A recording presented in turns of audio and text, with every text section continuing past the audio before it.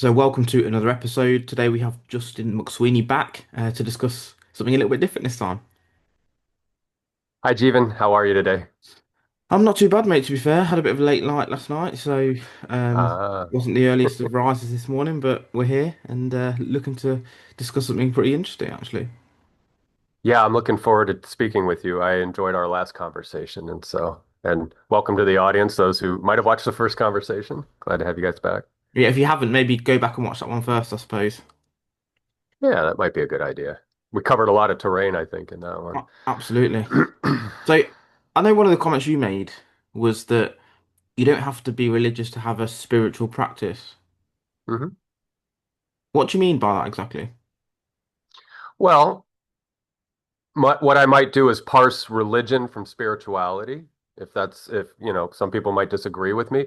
I would say that they are both born of our mind and our consciousness, but that religion is more of an intellectual pursuit. So, in other words, there's rules and regulations, there's a narrative, there's a story that's been developed. You have kind of a hero's, story or some of the old classical stories and narratives that have persisted throughout at least the Western canon in humanities trying to sense make. Whereas I would say spirituality is more of a intrinsic nature in all humans. We acknowledge and recognize the mundane, the trivial, the everyday reality, the tedium of life, and then we aspire or use the imaginal to see something beyond that, to whether it's to build a bridge into the future or to make amends of the past or to understand the past. I think that's just an inboard or in innate capability that we have to go beyond the mundane and just the everyday normal. So, do you think that's a priori, like it's already innate knowledge? Um, I don't think there's much knowledge built into spiritual endeavor or practice. I think it's more of a affective, sentimental, feeling-based thing. Whereas, again, religion is probably more of the mind. It is more of the psyche. It is more of so. I would say that religion may have some a priori intuitions when it comes to appealing to the supernatural. None of us have access to that domain, whether it exists or not is another topic. But we could have a priori beliefs of what a heaven might look like or a hell might look like or what a creator deity might look like. So I would say that that's more in the realm of religion and theology than again just spirituality. So again, spiritual could be something as trivial as like what we're doing now. There's no ontic status or way to quantify ideas, right? We're passing ideas back and forth. But to me, and sort of the root word of spirit is wind or breath. So it suggests the gossamer or the ethereal or whatever. And so that's where I would argue that the spiritual can't really be captured or confined. It can be built upon, and that's maybe how religion is constructed. It starts from that religious intuition, that religious drive within us, the will within us, which is something I like to say a lot is like a will to spirit. We have this will to the spiritual aspect of our being, which could be as trivial as our mind. Our mind, we can't point to a thought. We can't point to the imagination, or consciousness. We can't grasp any of that in our everyday means that we would use to do chemistry or physics or any of these other things. So. Do you mean That will in makes sense. terms of like Schopenhauer's view of will, where it's something that we have, it's like its own internal drive, essentially? I would interpret Schopenhauer's will as being sort of what a lot of the idealists were pointing to, which was, the absolute, in a sense, and so the will and his representation was all that's born and manifest of the will as it reifies and becomes, uh, what we would call real or reality. So, like Kant was doing the noumena and the phenomena or whatever, there was the numinous space and there was a phenomenal space or whatever his other term was for that. And that's where, Schopenhauer and Schelling and Fichte picked up on that and tried to work. The post-Kantian project was to talk about this seeming duality or this seeming division. But I think if you really treat it tenderly, there is no real distinction. We perspectively distinguish it. I think and it's good because like, if the will is the absolute, if it's Godhead or whatever you want to call it, and then there is the representation, there is that which manifests by the machinations of the will or the emergence and top-down constraints of the will, however that's framed. But that's what they tortured themselves with in the 19th century was, what is real and what is I'm drifting, but to go back to Schopenhauer's will, I'd say the will is in us. It is manifest in us. It is expressing through us, right? If that's to answer your question a little more succinctly. Yeah. I mean, again, it was just sort of overlaid with your previous point is that for me, the difference between sort of spirituality and religion is dogma, essentially. Hmm. That, you have to follow a certain set of regulations. You believe exactly that heaven and hell is in this sense, or that you Hmm. need to act in a certain way. You need to go to church every week, or pray 5 times Right. a day, or cover your head in obviously certain faiths. For me, it's like, well, surely, again, it depends on your perspective of what God is. Surely that wouldn't be the case, that they would want you to act in such a particular manner and not question things. It's because that's like a totalitarian government, isn't it? Do you not Yeah. question what Yeah. I say? You must do this in order to get to this level. I think naturally, if you had a child, for example, that listen to everything you just said. Didn't question anything. Go over there, go and clean that up, then go and wash the car, then go and do this. Although you'd be quite happy they followed your instructions, you actually wouldn't respect them in some respects because they are not questioning, well, why am I doing this? What's the Hmm. reason behind this? I think if you had a child that was questioning, well, why are we doing this? What's the meaning behind this? I think that would actually, for me as a parent, would be I'd have more respect of that individual to actually try and question things and understand them. And I'm very much in the respect of that's the same with religion or spirituality or understanding the metaphysical physical nature of the universe and God themselves. Like obviously Spinoza, God is nature, etc., etc. So, Right. what are your thoughts on that? Is do you think that religious dogma, so for example, like the Judeo-Christian values, actually have a benefit to society in terms of making people more moral, but the dogma that's attached to that doesn't have to be inclusive. You could actually separate those two things out, and I think that's sort of what you're alluding to earlier with spirituality itself. Yeah, I think we can acknowledge, and let's frame Judeo-Christian because I can't speak to the East. I'm Europe from Europe extraction, et cetera, et cetera. And so to speak to that, yeah, it's social engineering. It was a way of crowd control. It was a way to keep people from, and I think we covered this in the first conversation, keep people from doing bad things. And if you say that there is an authoritarian superpower that will make you suffer if you question what I just told you, my dictate, the commandments or any of these deontological prescriptive yada yada yada, that's a very effective form of governance and a form of crowd control and a form of bending the will of people to stay in line. And I don't disapprove of that necessarily, but like you said, it can be captured by bad actors and bad faith characters who can manipulate it to turn it into whatever kind of weird culty cult stuff can go on. So it has a cost.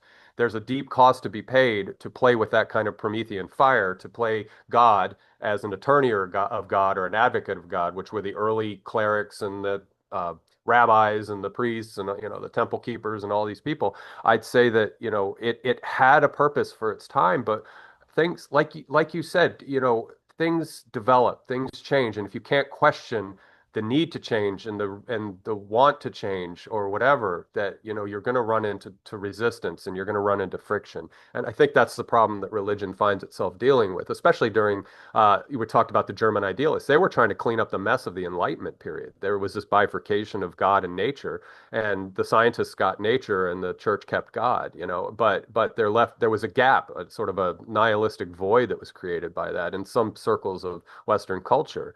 And so we do kind of crave that orientation towards order and morality and keeping ourselves in check and checking in with each other. So it served a purpose, but I believe in Reformation and not necessarily the Protestant Reformation. That I don't think that went very well. It was okay. It had its ups and downs, but continuously reforming a belief system is to me a very healthy way of maintaining the belief system. In fact, I'll throw this back to you and see what you think. There's that Pascal's wager, like, and I'll do very little justice to it by describing it, but I'll say that Pascal was saying, well, wouldn't it be safer to act as though there were a God that had an agenda and obey the deontological prescriptives, the commandments and all, and live that good moral life of faith rather than not, and then face the consequence of a possible eternal damnation. So what I would do is I'd flip that a little bit and change it and say, could you, as an upright moral person, accept the fact that there may not be a deity, father figure, God waiting on the other side of the veil to punish or reward you for your good or bad behavior? Would it be possible for you to be an upright, moral, ethical, whatever person who lives a good life and is a good person to others without that threat of coercion or threat of reward? That's another kind of wager that could be proposed in modernity and say, 100%. can yeah, can you live that life? And you could still keep the idea, the archetype, and the metaphor of the God. That's great. I think I mentioned this in the last comment. It's an X variable. We can't define it or isolate it, but it's a good little placeholder for how does one behave well. Well, I would behave as though I'm being watched by a deity that cares about my everyday trivial behavior, good or bad. Yeah, I think I mean with Pascal's wager, it's very much a case of it makes sense to an extent, doesn't it? That for you to forgo some of the sins now in the expectation that that is actually true, it kind of makes sense from a mathematical perspective. Obviously, Pascal, the gentleman made the triangle as well, Pascal's triangle as well. He's very clever mathematically. But the Hmm. thing is, these sort of arguments and these sort of dilemmas points me towards another one, which is Agrippa's trilemma, if you're familiar with it. So there's three types of No. arguments. One that's a sort Oh of yeah, step down yeah. argument, circular argument, and axiomatically true. Axiomatically Hmm. true is pretty obvious, pretty clear. The step is so why is a BMW the best car or whatever? Because of X. Oh, well, why is that the case? Because of Y, and it's just never ending. Hmm. Circular, Most yeah. religious arguments are the circular argument. Well, why do you believe that? Oh, because God said so. Oh, well, why did God say so? Oh, because it's written in the book. Oh, but why is it written in the book? Because God said so. And it's like Mm-hmm. it's that argument of going backwards and forth, backwards and forth, backwards and forth. And Pascal's wager sort of reminds me of that to an extent. It's like, well, there's only sort of two options. Like, okay, well, you don't believe in God and you can do what you want, or you do, and then this is the net benefit of actually not sinning in ways X, Y, and Z. I'm more on the basis that again, religion and your moral duty or your moral standpoint can be separate. Hmm. Yeah. Look at it in terms of Yeah. Kantian sort of categorical imperative. If everyone acted in Yeah. that particular way, would society be better or worse off? I think that's a really good way of actually looking at things. Yeah. Yeah. And people have played around with this way of sorting out I, I hate to say humanistic or secular, but a non-theistic means of that same social engineering, the criteria and the end sought, that they were trying to achieve. And you have game theoretic people, you have people who do the different types of utilitarianism and all these other types of arguments for how one can best be a moral or ethically upright person. Um, I would strip it all down to a very simple prospect in that we are a society, and so we'll use the word social, and you can be pro-social, you can be anti-social. You can seek affective ends for your own benefit, and you could seek more a collective, communitarian affective end. So that, in other words, that you're elevating the well-being, which again is some of the utilitarian arguments and the other competing arguments in that domain. And I'm not terribly familiar with a lot. I've listened to podcasts about it. It doesn't sink in very deep, but yeah, just the idea that it's still social engineering, and it's absent of the punitive aspects or the reward aspects. It's more you're doing it to be an integral part of society, and that your bad behavior has a reverberant effect on others, or your good behavior would have the Yeah, I reverberant think the effect. opposite of that would be probably be deontology, wouldn't it? That you instead of basing Yes. it on the outcome, you'd base it on the actual act Yep. itself, regardless of what Hmm. happens. So it's always right to help. I don't know, the lady across the road, for example, even though as you did that, she tripped over the curb or whatever.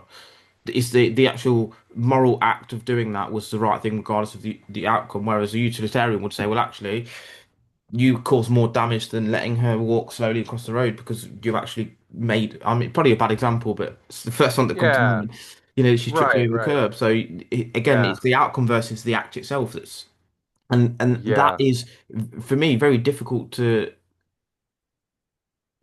combine together because every act has an outcome. And then again, you get to that grey area. Well, how do you then judge one against the other without taking into account the result?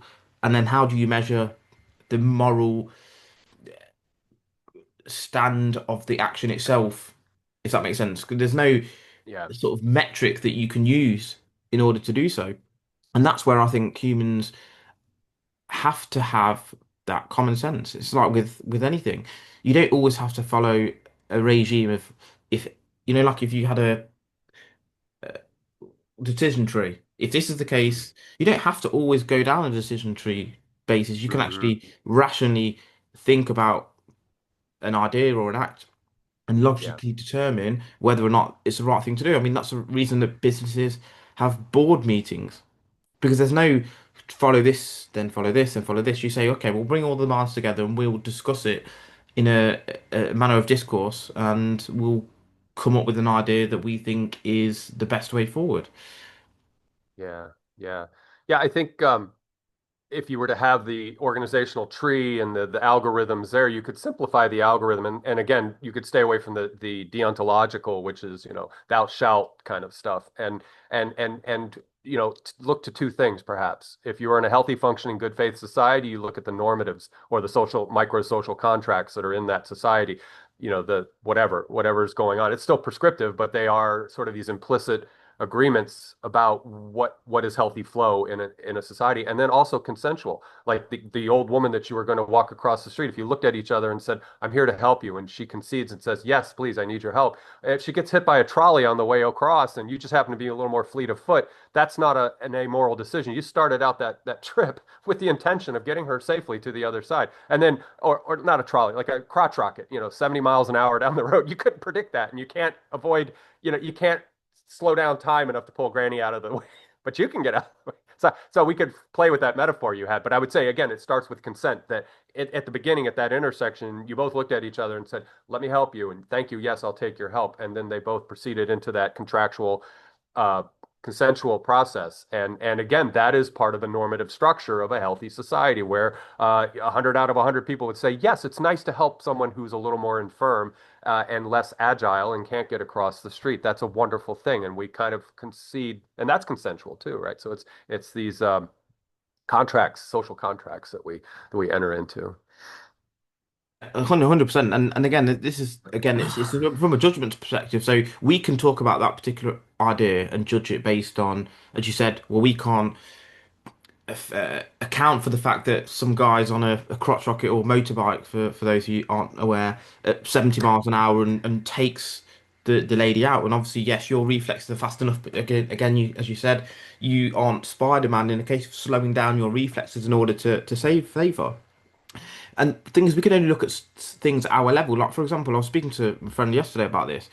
So for a dog, for example, we are obviously more cognitively ad adapt, advanced rather than dogs are. So when we go out of the Hmm. house and we come back, so we might go out for a few hours and go to work or go to shops, they can't comprehend the fact that we're sitting on a computer and we're sending emails, we're making phone calls. They just know we come and go back. And the same thing would go for us judging them. Like, yes, they piss up a tree, but we can't really judge that because that's in their nature. Yes, we can. We are at a different level. And I think that if we were to look at God or the universe in terms of spirituality, that could be very much the same. We can't judge a dog for taking a dump in a park. We just obviously clear up the mess because whatever. Hmm. Could it be the same that God would just say, well, actually, it's part of the nature of humans to act in that way, so I'm not going to be too judgmental about it. Does that make sense?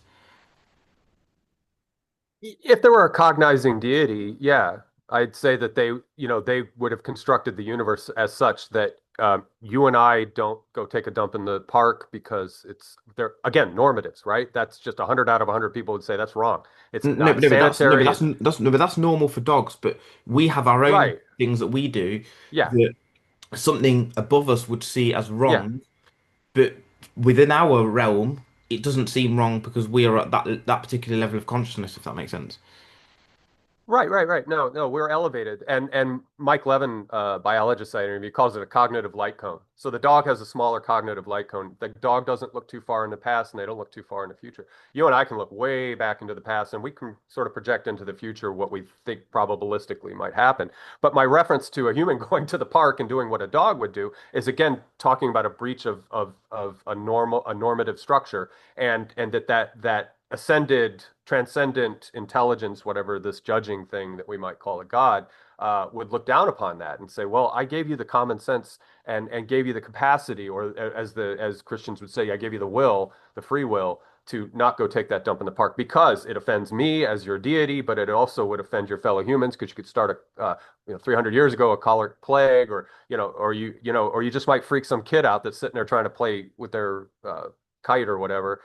So we have to think these things through. So it's really maybe not a good answer to your question, but it's like it hopefully satisfies that, if so in other words, it's an elevated form of that normative structure. Like we project that onto the deity if we're going to be non-theistic for a moment. We would project these kind of high ideals into that deity, and then the deity reverberates it back to us as commandments and deontological stuff, and so it's a relationship, but But if you, do you know you we're said the doing word? it with a placeholder. Do you know you said the word a judging deity?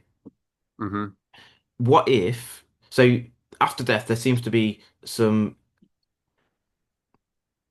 standard potentials, doesn't there? You know, you go to heaven, you go to hell. You just Hmm. die and nothing happens. You get reincarnated. You become a ghost or something like that. Whatever these set of agreed afterlife potentials are. But could there be a way that it's not about you being judged at all? In fact, so when people die and have been brought back to life, again, this is just from a scientific experience perspective, and people always say that they saw their last life flash before their eyes. They all say something very similar to that effect. Could it not be the case that that's not for anyone else to judge you, but for you to judge yourself on how your life went? So at the end of life, it's not that you are judged by the universe or God. In fact, you go through your life and you judge your own soul based on the actions that you took. We could judge ourselves, but given any of those slots that you just presented, whether it's heaven and hell, heaven or hell, or reincarnation or nothing, or a mid place where you're a ghost and you sort of just are the neutral observer of the unfolding of the future, any judgment of your life story, I guess, would be graded. There's a gradient there. So like if you're a ghost, I guess it has nothing to do with anything. If it's a void, then nothing. If there's a reincarnation, they would imply or infer that you have to own the history of your previous incarnation. And then heaven and hell is really obvious. If you were a pious, wonderful, upright person, you go to your heavenly reward, or if you were a terrible bastard, you go to your hell reward. So I guess it's contingent on any of these possible outcomes. And I would throw another thing in there. So idealists, we were talking about the German idealists a moment ago, and specifically this guy that I interviewed, Bernardo Kastrup, likes to think about this kind of reassimilation into a central, whatever you want to call it. Let's say a server. Yeah, we can use a computer analogy. There's a server there, and you're sort of uploaded back up into. And I'm not trying to use informational theory or anything like that. It's just a shitty metaphor for like there's the supermind, and then there's your isolated mind that goes back. And they talk about the Akashic records and things like that. And so your history is uploaded, and for whatever ends or for whatever purpose. Now, I'm not on board with that, but I would also say that the least controversial thing about your life when it ends is that you will be remembered. Okay. And so that the mind carries on in the minds of others. So that the things you did. So think about history's greatest, most wonderful people, the most creative, most giving people, and the legacy that's left. We could drop names, we could talk about people, and then think about the worst possible people of history. Their names reverberate, and the philosophers, right? They passed information along to us. So I keep that as an option, that mind or the ensoulment of a person stays alive in the minds of others or in books, It's like the and that Geist. it moves through. a Geist, but a metaphor of a Geist. It's not, again, it's sort of like the imagination or consciousness. Like you can't trap it. You can't pin it down. So I would say that so like they talk about extended mind, like a notebook is an extended mind. You take your notes, or a tablet or whatever you're doing. And that stays outside of your head, but it's your memory, right? It's extended out. And so I just take that and I further that into the historical, the social canon of history of every human being that's ever contributed anything. And a lot of us are very trivial. We're not going to be remembered much beyond our immediate family, and then they're going to die, and then you're probably not going to be. But there are people that leave huge footprints in history. Great doers and thinkers and terrible, terrible people. So Um, that's to me is the least controversial way of your continuing after you die. yeah, it's true. And the thing is, like, when you look at anything, it's a case of, well, do we just take it as it is, or do we be partially skeptical and try and deduce if there's any other potential options? It's like with the heaven and hell thing you said, and Mm-hmm. you're committed to eternal damnation. One of the things I thought was that, well, actually, if Satan, you've been committed to Satan for eternity, why would he want to punish you for basically giving him power? So surely hell would not be burning for eternity. Because Yeah. why would you punish, like, if you're the leader and someone did exactly what you wanted to do, and then you're like, yeah, I'm going to punish you for it. It doesn't make sense to me. So surely, Mhm. does that make sense? It's weird. It's a weird one. It's a weird one. Oh yeah. Yeah, well it puts the theologians or the practitioners in a trap because there's a couple things going on, and we can lump the reincarnationists into this too because if you live a life and let's just say you're a bad person and you're a murderer, you're a rapist, whatever you did that was terrible, and we do have the hell option or the terrible life coming up after this one where you become the raped and the killed and all these other things. Um, if there is a god, a deity, and something that put this all together, and we would call them omniscient, omnipotent, all-knowing, yada yada. They have all the faculties. Then the argument would be, well, what? And this comes up is a very tedious argument, but like how it's theodicy. How can God permit evil? Right. And that's where the Christians, I said this earlier, the Christians will give you, well, you have free will and you made the choice. But that's so primitive because that was before we understood psychology. There are people who are psychopaths. They're just naturally hardwired to derive erotic pleasure from dismembering a person. This is part of an evolutionary bug in us, or sociopaths that are created in social conditions that take pleasure in dismembering people. So we have to be a little more, we have to tread a little more lightly. But heaven and hell was a wonderful dipole thing for us to create to say you better be good, or you're going to and the true psychopath doesn't give a shit. He's just going to keep he or she's going to keep killing and not worry about the hell thing. So I would say it was kind of a necessary thing at one time, and it only came around with the zealots in the early fundamentalists of Christianity that wanted to bring that in and say, well, you better do what we say, like you said before, or you're going to suffer greatly. It doesn't really work. And it also says, well, how could it goes back to the argument? Well, why would God screw up so badly? Like, why would God create if God knew Satan was going to be a fallen angel? All this kind of stuff. And in the Old Testament, in the Torah, God was just Satan was God's inquisitor. It was God's attorney basically. And he's like, look, I'm going to test the faith of this person for you. They were sort of, and depending on the interpretation, there's the demiurge thing that the Hermetics and all that had, but like the true narrative was that it was just God's inquisitor, and he would test you. Satan would test you, and then Satan ended up becoming the scapegoat that took care of all the and that's out of it like Egyptian mythology and other old lineages. So it's just something that they co-opted. But I would say that it's probably better not to go into that. I'm rambling, sorry, but to go into that direction and have this duality of heaven or hell. I just think it's weak. I don't think it holds up in Just a modern caveat, scrutiny. obviously what you said for those who don't know. So there was a sort of underlying um, comment of the problem of evil there. So there are basically four options, as they say. One is if God wishes to take away evils and is not able to, then he's feeble. If God is able to take away evils and does not wish to, then he's malevolent. If God neither wishes to nor is able to take away evils, then he is both malevolent and feeble, and therefore no God at all. And that's a really important one to discuss, actually, for most people when they talk about religion. And then the fourth one is, if God wishes to take away evils and is able to, then why are there evils in the world and why does he not remove them? That's another interesting one, because one and two are pretty obvious. But Hmm. this is why these sort of comments are really interesting, because again, you can always break things down into a few core structures within an overall argument that people tend to have. And it's amazing that philosophy and people throughout history, as you said, have had these understandings, and even today we are still discussing these ideas, whether we know what the words are or not, because obviously we know not all, some of the jargon. Other people actually talk about these things from a normal standpoint without using the trolley car problem, or cosmological argument, or teleological argument.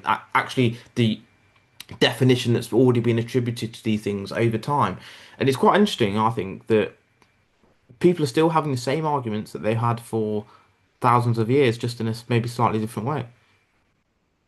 I think that will to adhere to that good old time religion is born of some very primal fears. I think some people find it terrifying to let go of what was imbued upon them or imprinted on them by their parents. What's the worst thing you could do to a child? I mean, you can do some terrible things to children, but telling them that they're going to go to hell is probably to me one of the worst things you could tell a child. You have to break that news to them at some time if you're in that system, in that say fundamentalist Christian system or Islamic system where and I got to give the Muslims a break because they don't have the salvific story necessarily that the Christians prescribe. But anyway, if you tell a child they're condemned to hell because their mother gave birth to them, what the frick? It's like that's psychic torture right there. And so they're going to be psychically traumatized for the rest of their life. And letting go of that is tough. Like my mother foisted Catholicism on me as a child, and I thought it was bullshit. But then, excuse me if I can, I hope I can say bullshit. It's a technical philosophical term. But anyway, I just thought it was BS. And I said, at 15, I was finally done. I was like, no, I'm going to go get high instead of go to church. I'm done. But I live with that a little bit of that guilt. Like, well, what if I do offend something up there? What if there is that whole scenario? And I thought, yeah. But the other thing that I would argue with the points that you made about the fallibility of God is also to say that God could not exist without evil. Like you would not have light with So I'm getting dualistic for a minute or Taoist or whatever. But God could not be great unless there was some sort of opposing force. So that it is a necessary union or tension that has to be created there. So that that's unfortunately part of that system that It you is, can't it escape is, from. and the interesting thing there, and I was actually saying this yesterday to a friend, it's in the words of Alan Watts essentially. It's that as a species and as a society, we're obsessed with the peaks, the top of the Mm, mountain, the crest mm, of the wave. But as you said, to have the mountain, you also need valleys that mm, to create from. If you think about a level land like this, and as soon as you get a mountain, you have to have the drop on the other end as well. And this is what people don't really understand. They want all the good without the bad. You have to be able to have both. And coming back to what you said about the Virgin Mary, or essentially, is I find this really funny that it's deemed inappropriate for sexual activity within a religion, which is actually the one fundamental thing that we need to survive as a species. mm, Like mm, they say, oh, priests must be not have any sexual intercourse and whatever, which for me is very unnatural because we all know about like post-nut clarity, if you want to call it that or whatever. You cannot psychologically develop unless you have had sexual intercourse, I don't think, in your lifetime. And you actually think clearer as an adult who does have some form of sex than doesn't. So I find it very strange that we have made it the ideal that for someone to be spiritual, they have to have no or minimal or abstain from any sexual practice. And I sort of get the idea of it, you're meant to be pure, etc. But as I said, I don't know yeah. why it's demonized if it's actually there to sustain the species. If no, if imagine categorical imperative, if everyone didn't have sex, there will be no humans left in the future. So I find it very, very strange that that is deemed to be the best way to go.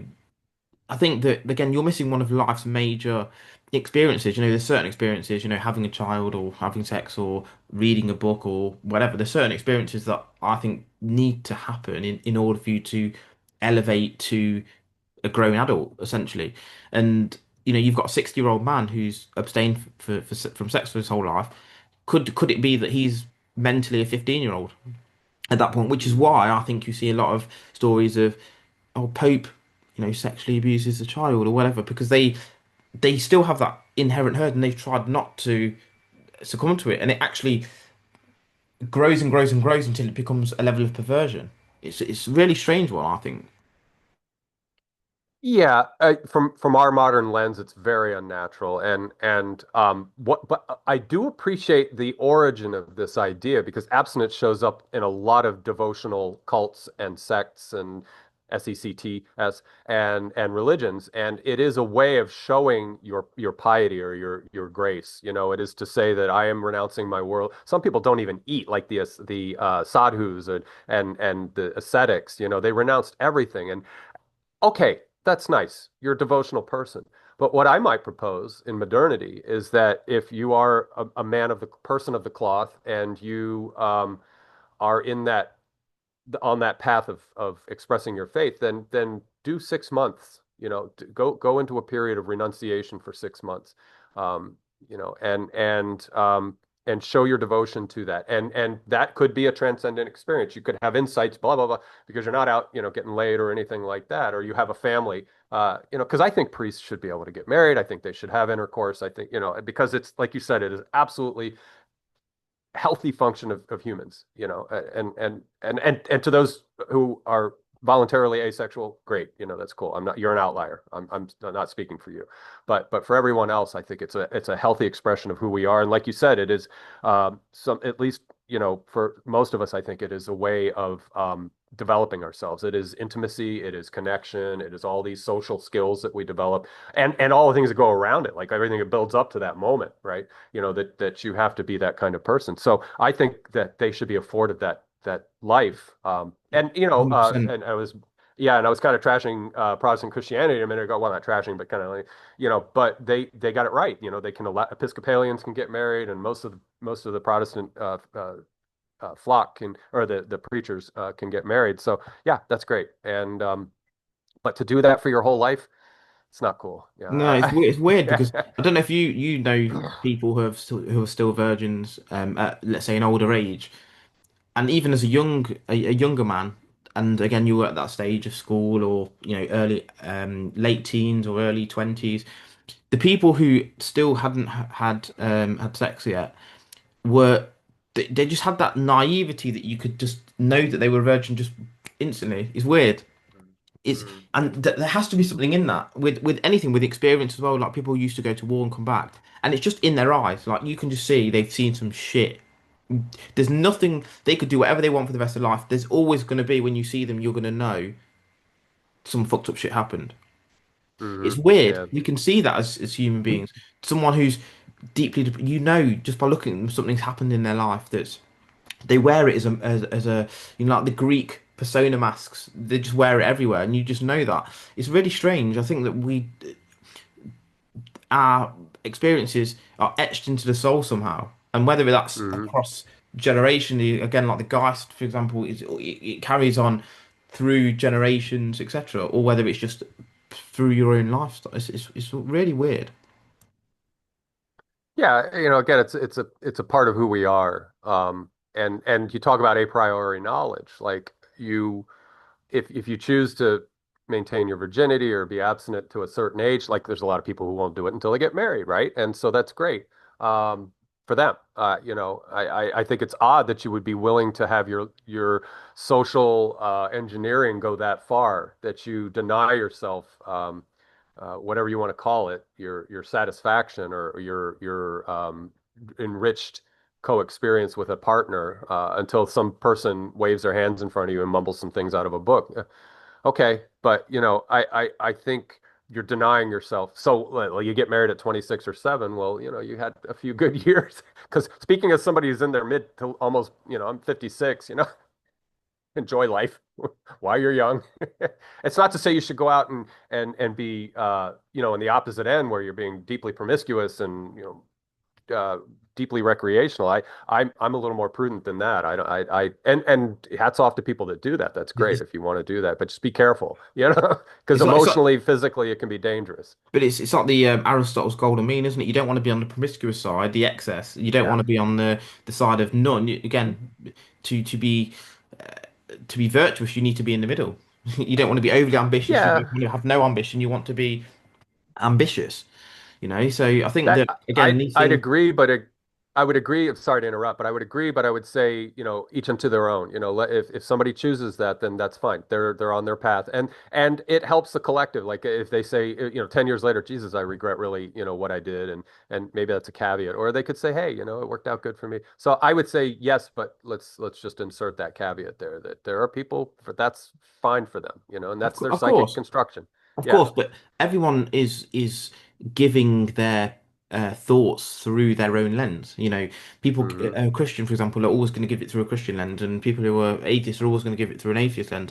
And as an individual, you can only give it through your lens, which is infinitely different to. Now, we have some understandings with things, but we are completely different people and have a completely Hmm. different overall viewpoint based on how we brought up, where we lived, our experiences, our relationships, the books that we've read, etc., etc., our Hmm. race, our religion, blah blah blah blah blah.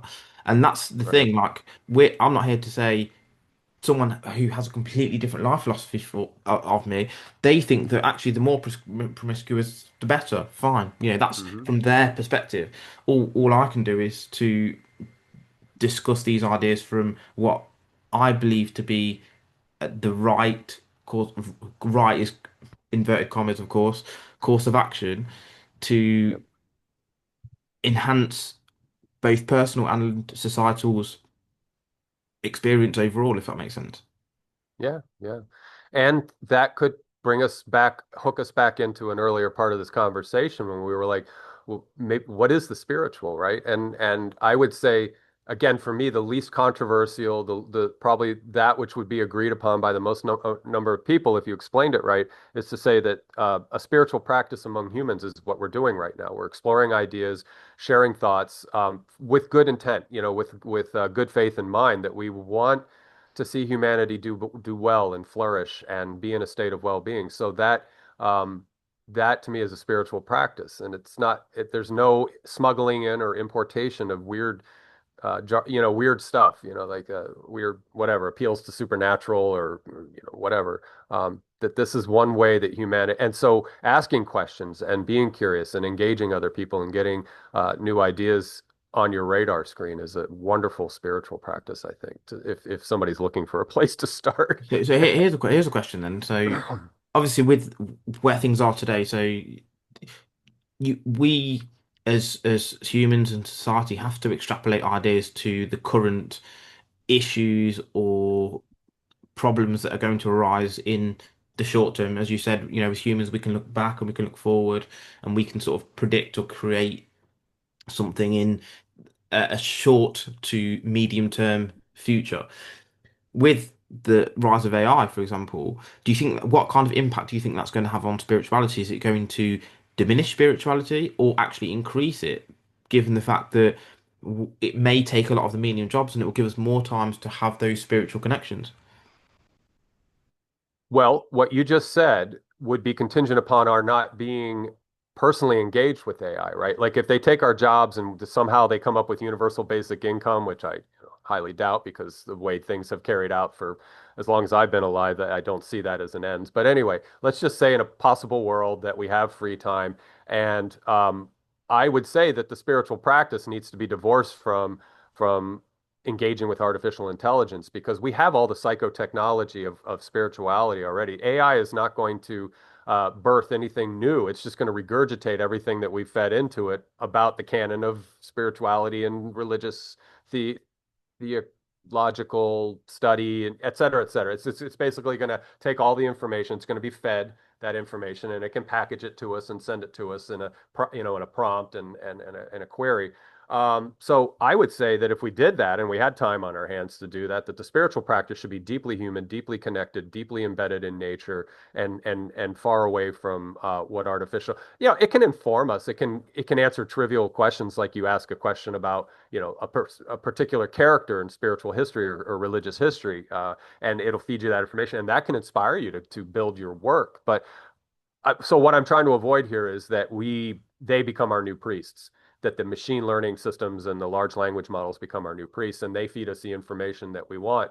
Because I think there's a privation occurring now, just in these nascent stages of artificial intelligence, where people are just getting their academic pablum and fodder from just prompting and asking questions and not doing the more laborious task of like they would call it critical thinking, where you're unpacking information, learning the information, rather than just prompting something to give you an answer and then you just parrot it back to somebody else. I think that if we continue in that direction, that we will be intellectually impoverished, and then if we're intellectually impoverished, then we will be spiritually impoverished because the That was my intellect is, point. That was my point. Is that if that yeah. happens, where we become over reliant and we basically turn into low IQ robots, does that Hmm. diminish our spirituality? But or on the flip side, is that AI becomes this amazing thing that does everything for us, and it then gives us the time to actually be in nature more, to spend more time in relationships, because we're not having to go to work 7, 8, 9 hours a day. We can literally just have the spiritual full time. And I think that's the dichotomy of either end of the spectrum. Either it kills our souls, metaphorically speaking, of course, or it frees our souls. And I think that's either end of that sort of spectrum. It's not a binary thing, but I think that's the sort of ends of the scale, if that makes sense. Yeah, I'm very dubious about the fact that those who are crafting and the captains of the ship for AI and for its being rolled out into society, that they have that intention in mind, that they're going to have hundreds of millions, billions of people who are basically just going to be sitting around doing nothing and enjoying their free time. I mean, that's never occurred in history, especially under the market system that we've occupied in the West. I just don't see that unfolding. And I might also say that a lot of technical jobs will be replaced by AI. A lot of jobs of number crunching, accounting, and so a lot of occupation roles will be lost to AI. But there'll still be a need to pick up trash. There'll still be a need to maintain whatever mode of transportation we engage with in the future, whether it's our own personal cars or some sort of mass transit system. That there's still going to be a lot of hands-on things that need to be done. AI is not going to really be able to do farming very well. I don't think they can inform farming. They can streamline and maybe optimize it, but there's still going to be a lot of menial tasks. And now, if we could go into again a kind of communitarian culture where we all know our tasks and roles, and they are much more simplified now because now we're just doing very basic things. We have to take out the trash. We have to farm. We have to look after the elderly. We have to raise the children. All these kind of things. That would be really neat. That would be cool if we could break that down and no longer be sort of shackled or yoked by the technocracy that we find ourselves in. I guess that could be a possible outcome that would be really nice. And like you said, that would free up the time.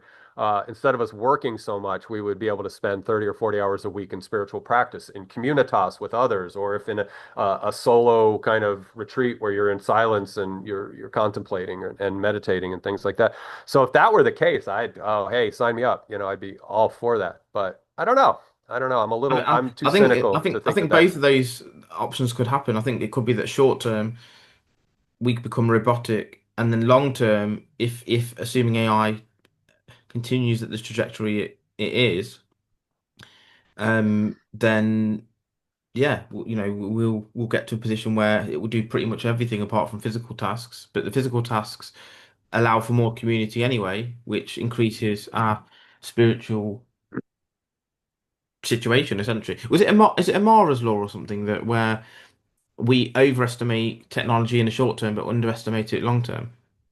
I think it might be Amara's law. Let me just double check I'm it. not sure. I know Moore's law, but I don't know that law. So, but yeah, I mean, Yeah, I Amara's law. We tend to overestimate the effects of a technology in the short term and underestimate the effects in the long term, and that could be the case with AI as well. yeah. Well, if we were to look back to, 35 years ago and they were talking about building an internet and a communication structure outside of universities, um, you, their dreams and their visions came true, but there were costs and benefits to it. It was a uniter, but it was also a divider. We could critique social uh, uh, change from the internet and from what it has brought us and the social media platforms that rose up that have us doing things that we weren't doing 35 years ago. So, we have to know that if we're looking now in 2025 to 2050, and the rise of AI and possibly quantum computing and all these other hyper leaps of technology, there's going to be good and bad, and there's going to be a Malachian fee, a debt owed to the people who brought that Promethean fire down to us. So, I, you know, I'm not going to probably be around maybe for 50 years from now. I know I won't be here 50 years from now. But I would wish for a future society where it is again more of that community care, and that we do have the free time to be more human, to be more connected, to be more engaged with each other, but not through the mediation of devices. It is through direct contact, so that we can have communities that are interdependent. They're connected communities and webbed, but and technology can help that. It can have the external devices that can keep us connected. But I hope we're learning from the mistakes, let's say, that were predicted 35 years ago of the advance of let's say the connection that the internet brought. That we learn from this, because we don't really take time out for a refractory period to say, or a reflection period, I should say, to see what the costs and the benefits were, and how do we adjust down some of the costs that are happening, to society because of the proliferation of the internet and the social platforms and the immediacy of connection and things like that we weren't prepared for. Well, this wasn't part of our evolutionary trajectory, Yeah, thus the thing I far. think I think the thing is with AI though is that that could kill the internet because I mean you've probably seen the videos on your phone on Instagram. It's becoming more difficult to distinguish a video that's AI Yeah. and not.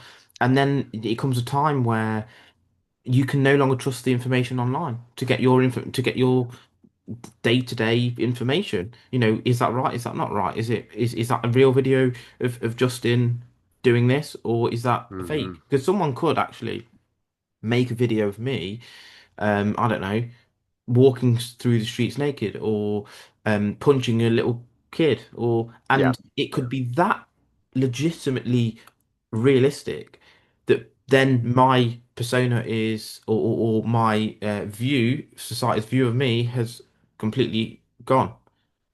And I think that's Yeah. a Yeah. big issue that could happen if you don't like someone. You can be like, right, I'm going to go on to this AI software, make a video about this, and then if you go even further than that, what about from a political standpoint? The left making videos about the right being fake, and vice versa, and then you're in this Hmm. shit show of, well, because we don't know what we can learn online and we don't know if it's true or not, we're just not going to use it altogether. Yeah. Well, I think that would be a good caveat to the power of AI and its uselessness in terms of a social tool. You know, I will contest this to my death that the AI should be a background system. It should be helping medical industry. It should be helping engineering and science. It should be helping the universities. It should be in the background. And I said this in another conversation that I recorded with someone last week. It shouldn't be our friend, our lover, our savior, our God. Any of these archetypes that we want in our lives. It should not be that, because it is corrupt, it's parasitic, it's hallucinates, it's slop. That's the newest. It's at Facebook. I'm about ready to leave Facebook. I don't like to be on there, because it's all AI slop. It's people posting garbage videos, just pure garbage. And they're like, "Oh wow, isn't that fascinating? Look, this tiger just played a game of chess with a monkey. Isn't that so amazing that they did that?" And they're not catching that and I don't think they're being ironic. I think they're just not catching that this is just Yeah, no, AI. even especially the let's not be ageist here, but it's generally the older generation. I've been sent videos by parents and Oh yeah. older people, and That I was like, that's those are the AI, ones bro. being duped. Yeah, I'm like, that's People that's people older AI. than me, yeah. But the problem is Yeah. then that perception. If they didn't know it was AI, their perception of what's can actually happen has changed. It's like, for example, imagine a child sees AR videos that another child jumps from a five-story building, rolls and starts running away, and they think it's Hmm. real because it looks real. And obviously, like the Yeah. sensory experience and all that, empiricist, blah blah blah. You sensors lie to you, and the thing is with AI, the sensors are lying to us because they it looks real. And then imagine this kid goes out and jumps off a five-story building because he wants to copy this guy he saw online who isn't real, of course. And I think that's a real danger to Hmm. the Hmm. future of humanity, really. And again, taking away from the spiritual as well, because if that is then your new God, everything comes through that, and you're going to listen to that. Can that actually reduce your spirituality, which then reduces your empathy and all of these softer skills towards humanity, and you become a mercenary? And yes, we just need to get as much money as possible using AI and just get rid of all these people from the workplace, get rid of all because we don't need them. They're costing too much money. But then you're impacting families and their mortgages and all the, and I think that's going to be a real ethical dilemma for businesses and governments in the future when AI has a capacity to basically wipe out everyone's job at this level, whether they whether the businesses have to keep them on for those ethical reasons, imagine all the families displaced and whatever, or whether it's just capitalism 2.0, where it's just like, boom, doesn't matter. It's shareholder profits are the most important thing. We're going to get rid of 17,000 families, 17,000 employees, which is, let's say 40,000 people, including wives and kids. They're unfortunately going to be out of jobs. It's going to be, it could be pandemonium if it's not Yeah. And managed the ripple, correctly. right, and the ripple effect of those people losing jobs, other people will lose jobs because those people no longer have they're no longer soluble. And so, and isn't it funny that these job replacements, AI supplanting them, never occurs to the C-suite people, the executives, that could easily be done by AI. Trust me, it can be done very easily. Some of the top leadership are geniuses. They have acumen. They can intuit things very easily. But you're not immune from that same sort of obsolescence that you're granting to these other sort of mid-tier, lower-tier workers that you have. So, I think and that's just a cynical note, but I would also, again, this is a moment where we can, as you were saying, like revenge videos, spurious videos of people doing things that they never did. These are times where we can check in with our ethical compass and our pro-social compass and say, I don't like this reality. I don't like this world where vengeful a-holes are making videos of people that they don't like, and the cyberbullying that's going to another level, and it's degrading, it's antisocial, it creates uh, avarice and hostility, and it's not necessary. I think we need to feel that pain to say, no, this is not good, and reject it, and I don't know if we could rise to that occasion. I don't know if we have that because some of us, may not see that as bad. They'll just laugh at some poor, unfortunate person who, like you said, is running naked through a park when it's not really happening. And so, these are questions that we have to ask as a culture and know where our ethical compass is, which goes kind of back to why it was so easy to socially engineer a religion that would tell you, don't do that or you're gonna, But now these kind of like possible prescriptives are having real world effects. It's not some ambiguous hell that you have to worry about. It's like the hellscape of here and now where people are losing a lot because of that. And by a lot, I mean, their social status, their dignity, their grace, their humanity, because somebody sabotaged them with a video or a hit piece or whatever, and it's so this is one of those things where we're being challenged and we're being forced to ask a question, you know, It and we're could actually be the other questions. way though as well. Instead of a video being made to discredit your character, it could be that you did do the crime and there is a video of you, but you actually say it's an AI video. Hmm. Well, that's if it's on a bank security camera, would they have forged that?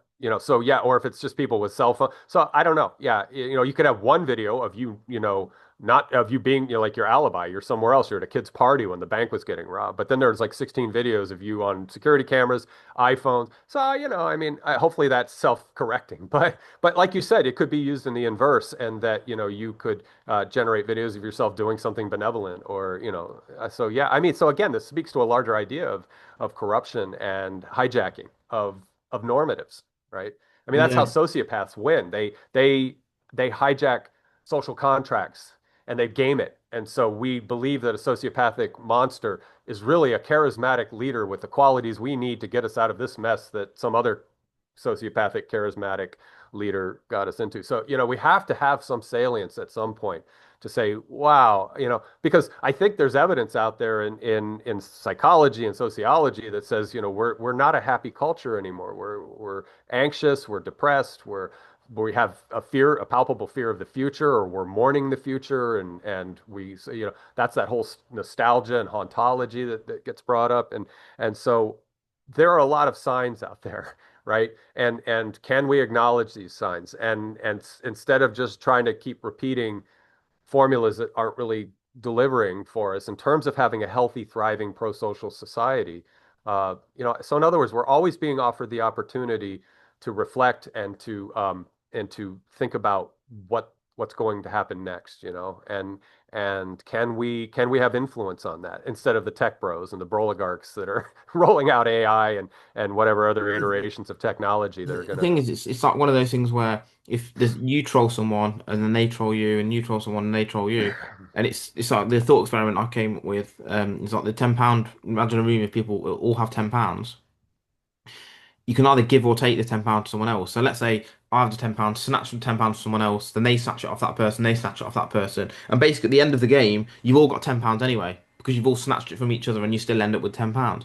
Or you give your £10 away, so you have £10, you give it to the next person, they give it on, they give it on, and again you're still ending up with £10.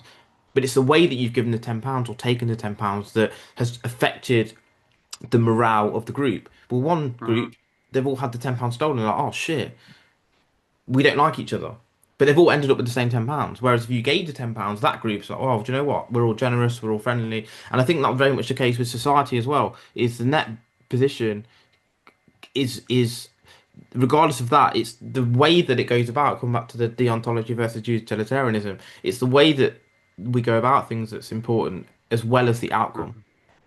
Yeah, yeah, and some of that's game theoretic, where they're doing scenarios of cooperation versus competition, and what kind of creature, hold a mirror up, what kind of creatures are we when we get put into a situation of temptation or retribution or things like that, and again, you talk about being able to carve out a space in your life to do a spiritual practice.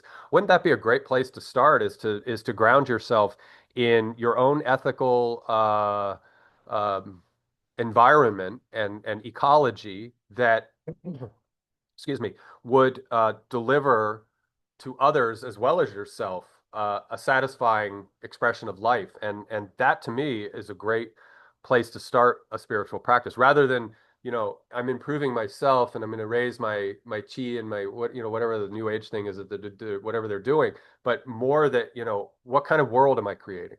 So this goes into their systems complexity people who like to talk about rather than fixing the problem itself is create the environment that allows for multiple potential solutions to a problem to emerge, either consciously or practically, so that we are salient or aware of a solution. So rather than trying to sit there and come up with a solution, create the environment where solutions become a little more easily facilitated or easily manifested. And so that's a kind of thinking that we in the West are it's not a high skill. It's not, I don't think, in our repertoire of skills. And that could be one that we could develop. That would, sort of creep towards a wise or a wisdom practice to have the prudence and the temperance and all these other things to navigate yourself through experience. And that way, if trolls come along, it's kind of like a resilience practice. You're just like, yeah, whatever, trolls don't matter, they're trying to parasitize you or punish, themselves by being, I don't know, whatever trolls do.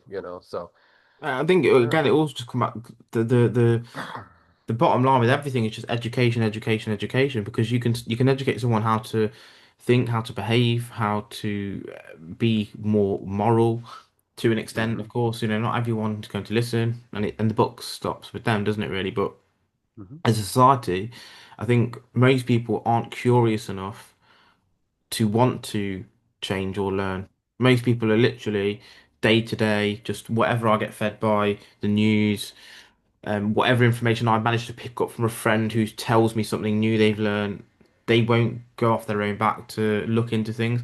And I think that the more people that are like that, the more naive and hostile they become. For me, the cleverer people that I know are the least hostile. Mm, mm, They're more understanding, and they can understand the flaws of humans and people, and the fact that they're less intelligent or whatever. But it's generally hmm, the people that don't know a lot. This whole phrase, "and the empty vessel makes the loudest sound," and I also mm, think they mm. can be the most hostile as well.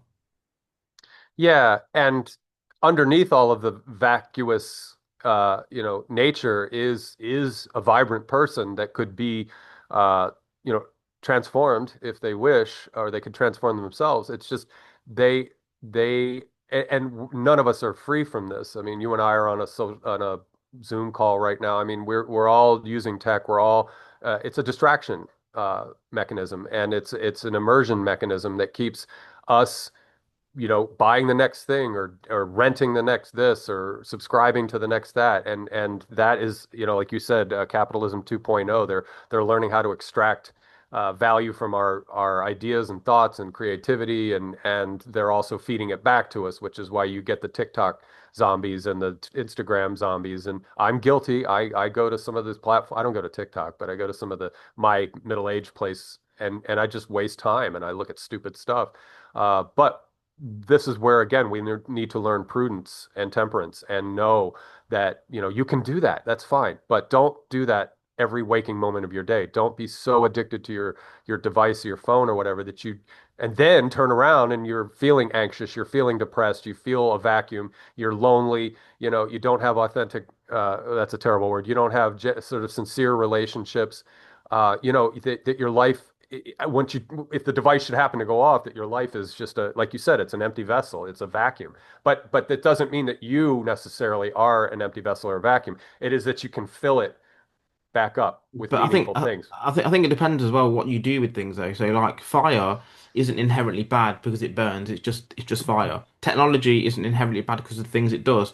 In actual fact, it can have some benefit. Like we live on the other side of the world, but we can have a good conversation now that wouldn't be Yeah, we wouldn't have the ability to do without things such right, as online video platforms. Same with right, Instagram and these doom scrollers. The problem is not the fact that you can go through and watch millions of videos in 10 seconds. It's the type of videos people are willing to watch. You could go onto Instagram and say, do you know what? I'm going to delete every single page that I follow that isn't of a net benefit to me. So I'm only going to follow educational, history, philosophical channels and whatever. You could mitigate some of that risk. But the problem is that as humans, as you said, you're on your phone, you're like, oh, that's quite cool. Let me just give that a follow. It's funny. Oh, this one's pretty funny. And then by the time you know it, a year later, you've 70 to 80% of the things that you're watching is just mind-numbing bollocks in want of a better hmm, phrase. But it doesn't stop you from still wanting it to get your little dopamine hit as you watch it. It's yeah. it's crazy. Oh, it absolutely is. And one of my soapbox issues is to speak to exactly what you just brought up, and that is the dopamine treadmill. And you were talking about the peaks and the troughs earlier, and I use that metaphor to speak of that dopamine roller coaster. So you're getting your hits, but then you're going to come back down, and it's just like drug use, cocaine, methamphetamine. They're all riding on dopamine, and so in the middle, there's a flat line in that sine wave. This is my metaphor. And that flat line where you get the vector points of the ascendants and descendants is what I would call well-being and eudaimonia, where you're not oscillating, but you're in a steady state. And so that's something I try to talk about when I do interviews, is to say, consider that to be a space you can occupy. You can occupy this, and you should. I mean, I'm a hedonist. I like the dopamine. Not for me, it's coffee and chocolate more or less at my old age. But back in the day. But anyway, this you cannot sustain yourself effectively. You're going to have anxiety. You're going to have depression. Your life is going to feel nihilistic and empty. You're not perhaps going to have sincere relationships, et cetera, et cetera, et cetera. If that is your criteria, it goes back to the sex. It's like you can be abstinent or you can be a hedonic sexual person, a promiscuous person, and but as you said in the golden mean, there's that space, and that's that flat line. And so if you can recognize the flat line on your ascendants and descendants, keep that in mind because that's an incredible tool that you can use. It's a virtual psychic tool that you can use to moderate your life and pull yourself away from the addiction to X, Y, and Z, whether it's the phone, whether it's sex, whether it's drugs, and whatever your distractions are, whatever your pleasures are. Pleasure's good and seek it, but don't do it 24/7 because it'll kill you. The thing is, the hardest thing with all of this, and again, this is what I said earlier about the fact that most people are just sort of NPCs. They're just getting all the information fed to them. I Hmm. think in order to be the fly on the wall to yourself, or to be a better version of a fly on the wall to yourself, is to be educated. The more that you learn about, oh, this is actually that bad type of behavior, or this is actually a way that we can do things better, or this is a way that I need to behave. The more that you know about that sort of things, the faster you come from how you're acting impulsively to you jump out your own skin and you're like, oh no, that's completely wrong. Boom. And you carry on doing what you're doing, and then boom, you're like, oh no, shouldn't be doing that. You literally sort Hmm. of out of body experience in some ways where you're literally viewing the actions of yourself from an external perspective. And Hmm. that comes the same reason kids can't really do that much because they haven't got the level of education and awareness and introspection in order to be able to do that. There comes a point in time of age when that starts to happen. I don't know exactly what that age is, but it does tend to happen. And again, there's a correlation between age and the amount of things that you know. It's the whole causation correlation fallacy, isn't it? Just because there's a correlation doesn't mean it's caused by it. It's probably not age that causes it, but obviously there is a Hmm. correlation. The question is, how can you become self-aware as early as possible to the extent that you can view yourself as someone else? It's the whole Solomon's paradox, isn't it? He was good at giving advice to others, but his own life sucked. How can we be the Solomon to ourselves to an extent? Yeah, and I think what you said is key that we must be responsible for our education outside of academia, just this sort of streetwise academia, this education, but also knowing the world, but knowing the self as well, that you can maybe have the honesty to check in with somebody who can help you check in with yourself and introspect and say, there's like the canoe scale, the conscientiousness, affectiveness, neuroticism, openness to this, and whatever the E is. Yeah, It's ocean is it's extroversion is the E. Extroversion, thank you. Yeah. And so connecting with these ideas of learning yourself, knowing yourself, right? In an honest way and not a self-deceptive way. Don't aggrandize yourself and don't beat yourself up. And that is better. That's a feedback loop with the world. Like you learn and what kind of person am I? How do I onboard information? I'm not like this person, or I'm not like this group of people who are in this part of the ocean. They register on the ocean scale at these values. I'm registering in a particular set of values, and so I can learn and understand. And also, you talk about the developmental stages that it's a continuum. And Alison Gopnik is really an interesting developmental psychologist, and I've just been looking at her recently. I've known her for a while, but I've just been sort of trying to understand her work. She has this idea of these phases of development, and there's explore and exploit. So explore is childhood, and she's actually doing this in the reference as a referent to AI and machine learning. She's like, if you're training AI, do it like you would as a small child, a 3-year-old, because the 3-year-old is much better at onboarding information about the world than somebody our age range. That they're more open to it, which is why they can their brain is just different, and they now there's downsides because they have less risk aversion. They're willing to get hurt to go find something out, which is why they need parents, etc. But she's talking about this explore phase, and then we go into the exploit, which almost kind of speaks to like the Jungian triad, where it's like pre-personal, personal, and interpersonal. And if we marry those two or overlap these ideas, like you're in that infancy stage where infancy is you are the universe. Like you're solipsistic. Like there is nobody else. It's just you, and then everything else just happens around. And then you go into that Lacanian third year of life mirror stage where, oh my gosh, I am distinct. I am an agent. I'm a person. They sort of crudely discover that, and then that becomes the personal stage where you're developing yourself, which is what Gottnick was talking about. This explorer part where we learn about the world, we palpate the world, we understand it, and we do it within the guardrails of parenting and society teaching us and stuff like that. And then there's that adult stage where you're exploiting. You're taking the information you learn and you're interacting and you're engaging and exploiting the world. That exploiting not in a bad way. And that's the interpersonal that Jung talks about, like the relating to others. But I would argue that there are people who never really get past the pre-personal, or they're exploitive, but they're doing it less from a personal or interpersonal thing where they realize that there are other people in the world. They're still in that solipsistic stage where they're just like, it's just me, it's just me, and it's just me, and that's narcissism or sociopathy, where it's just like, no, I have to take advantage of people in order to be satisfied. As a long, crazy thing, but just these ideas of what is the continuity of development into adulthood, into individuation and maturity, and we have to see again, that's knowing yourself. What is my trajectory? What are my possible subclinical or pathological predilections from child? How did I become who I am? Knowing this means a lot, and it really will be a great tool in your toolbox to be less depressed, less anxious, and less nihilistic about, your and less dependent on drugs and devices to make you happy. I would guess. That's just a personal thing. Yeah, it's again, it's again for some people, we're looking at it from our own perspective always. Hmm. And it seems to be the consensus that obviously certain things aren't good, hedonist Hmm. activities, etc. But for some people, they are literally hedonists. It's like my life is about seeking pleasure. That's it. There's no Hmm. it's like the Epicureanism as well, isn't it? That's basically that we should be looking for pleasure is the main thing we're looking for, whether it's now or long term.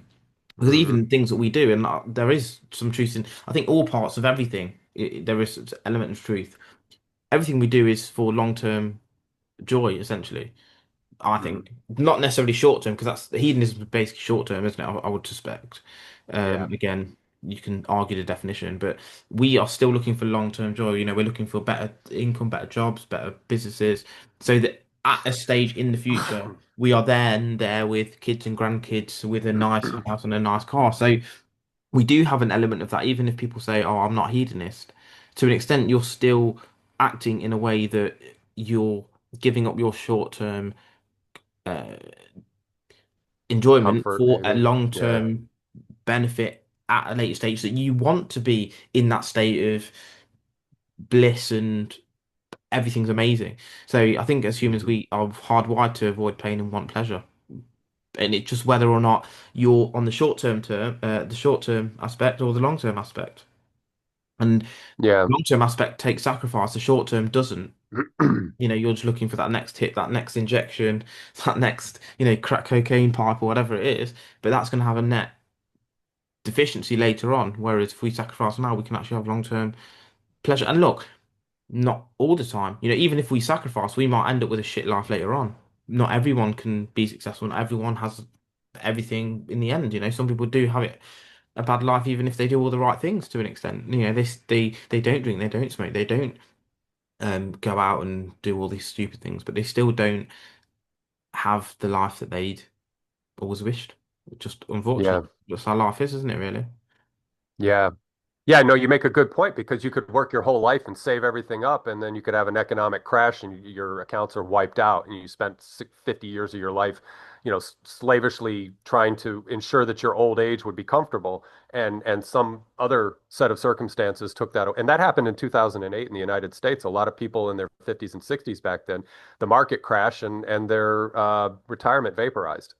and they work their whole lives for that, or their whole adult lives Yeah, for that. yeah, So it's a caveat. And so maybe the sort of Zen-like takeaway from that is that yes, you do make the short-term sacrifices so that your future self is afforded that care. And also keep in mind, though, that time is moving away. Your younger self is leaving you and you're becoming old. And so be mindful that in degrees you can afford yourself a here and now kind of happiness, contentment, so that should you have a crappy outcome for your elder years, that you have something to look back on.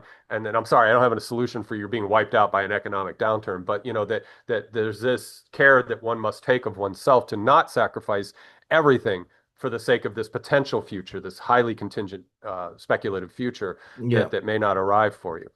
And that's why I think that we should live lives in two timelines simultaneously. We live as if we're going to die tomorrow, but we also live as if we're going to live for another 50 years, 60 years. Yeah, yeah. Because you have to have an element of both. We need to do some fun stuff now and make sure that we're ticking stuff off the bucket list, but also not too much so that the bucket has now got holes and it's just draining. If Hmm. that makes sense. So life is a difficult thing to manage, you know. Yes, Yeah, people can read theology and philosophy and religious texts that can help to give us some guidance, but fundamentally, it's still an internal thing for me. You yeah, are yeah. battling yourself. That's the biggest battle that you're going to face is yourself and your habits and your rituals and your vices and your lack of concern or your lack of curiosity. Again, these are all things that you're fighting against yourself. Just one final thing I want to ask you, because I was meant to. It wasn't a planned thing, but so you said something earlier, and I was gonna ask it, and it's just come back to me. I don't know if you know much about the monad uh, idea, like the soul particle Uh, from Leibniz. yeah, I've heard of different monadic systems. So if you want to refresh me on something, I guess we could talk about it. So Yeah, like I the know I've soul heard of. particles, like the universe is made up of like particles that are souls, Mhm. essentially. Well, I like the idea of unitarity, so that might be another word for monadic system, so that there is only it's so this is the Buddhist koan of there is everything and nothing. Nothing is everything, everything is nothing. And so if you can meditate on that and realize as living systems, as these primitive things that we are, because we do have big light cones, but we're also, I'd still argue we're somewhat intelligent, but not that super intelligent. And I would say that we have to compartmentalize, we have to atomize things, we have to have distinction in order to survive. It's an essential need for sense making in our state as living systems, because we'll die if we don't distinguish an animal attacking us or another human with a spear trying to kill us or assault rifle or whatever it is. We have to make those distinctions. But if we have those moments, if we're afforded that luxury of zenning out for a little bit and saying everything is nothing, nothing is everything, and unitarity is a dual word. It is unitarity is allness, but it is also units, right? And so I love that idea. And normally I'm a triadic person. I like triadic systems, but a monadic system as a base, for reconciling seeming disparity and distinctness. Yeah, I like that. I like that. If that's an answer. Yeah, I mean, again, it was just exploring. So, from I think it was for Leibniz, it was like the monads, as in, but the universe is made up of soul particles. So, like, Hmm. so if you think about the particle slip experiment, etc., where it, Mm, based on the observation, it changes. The the whole basis, because we talked about this last time, didn't we? At what point is the Socrates paradox? At what point is the mound of sand or the grain of sand and mound of sand? hmm. At what Hmm. point does that from the small particles become a soul or conscious? Yeah. And it's Yeah. interesting that actually I read about this fairly recently. The monads that actually from even the ground level is consciousness. So I thought that was quite interesting actually. Coming back to the Yeah. spiritual side, so Yeah. And that goes back to idealism too, because they talk about like idealism is faced, they call it a combination problem. Like if you have discrete packets of either materiality, unitarity, or consciousness, little packets of consciousness, as they assemble and aggregate into complexity, when does ensoulment arise? When does this cognitive light cone, the light comes on, and single-celled organisms are a stage of complexification. lizards and amphibians and reptiles are a certain stage of complexification. I reconcile that by saying that it is a continuum, right? I don't really go down to an atomized version idea of consciousness. I think consciousness, again, I don't think it's something that should be reified into. And I'm sorry if I'm moving this into a consciousness discussion, but it does speak to this discrete packets monadic. And so I think we make a categorical error when we try to confine consciousness to a describable, definable system. I would say that it's better to acknowledge that living systems as they complexify, onboard sense gathering capacity and phenomenal capacity as they complexify. So a single-celled animalcule or a slime mold, any of these little things like Stentor cerealis is a single-celled animalcule that can be taught things and learn. And it's a cell, a single cell. So there is something going on there, and it palpates its environment. It's having phenomenological experience. It's moving towards and away from things, depend on attraction or aversion. And so if we acknowledge that, then I just see consciousness as a non-thing and it's a verb. It's not a noun. In other words, it's consciousing up and intelligencing up and experiencing up to where we are. And we may not be the pinnacle. There are probably systems out there, living animals, systems in the universe that are far do a better job than we do at consciousing and intelligencing. So that would be my kind of weird ham-handed answer to that is that it is a continuum, but that consciousness should not be argued over as something that is or is not, because there's all this hard problem of consciousness and all this, materialism versus physicalism versus idealism versus duality or dualist systems. And I'd say, that's it's to me, it's not an argument. And that they would call me a Mysterianist if I say that, because it's like, well, we don't know and we can't know. No, it's just like we don't need to know. It's not anything that has to be strongly defined. It's like the imagination. I came up with this the other day in my little head. I was like, how do you define imagination? Can you do a formula or an equation for imagination? Can you accurately? No, it's just something we do as conscious, intelligent creatures. We can put a thought bubble over our head and imagine something for the future, a new invention, a new design, and it's happened thousands of times, millions of times. So anyway, Yeah, it's if that's I if mean, for that's an me, answer. the imagination thing is a crazy one because there's only really two sides to the coin. It's either we create that idea or we receive that idea. There's no sort of middle ground, Mm. if that Is makes there, sense.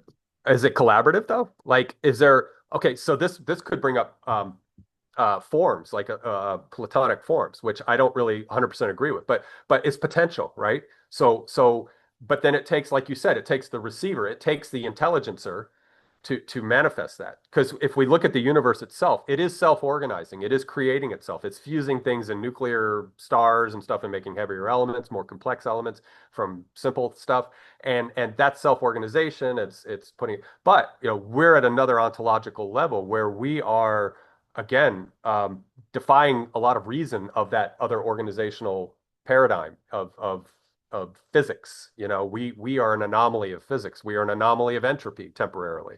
So not necessarily, and that could be argued, but the idea that this blob right here, this blob of a human, has the capacity to imagine, is that you are. I agree with. So I'm agreeing with you in a weird way. So I'm like saying that it is two things. It's in Yeah, reciprocity. it So has they're to be. Yeah, yeah. There's two things, and they have to be coexisting convergent. Yeah. and working in a partnership together because you can't have one without the other. It's like we talked about all augmentation. You need to have the mountaintop with the valley.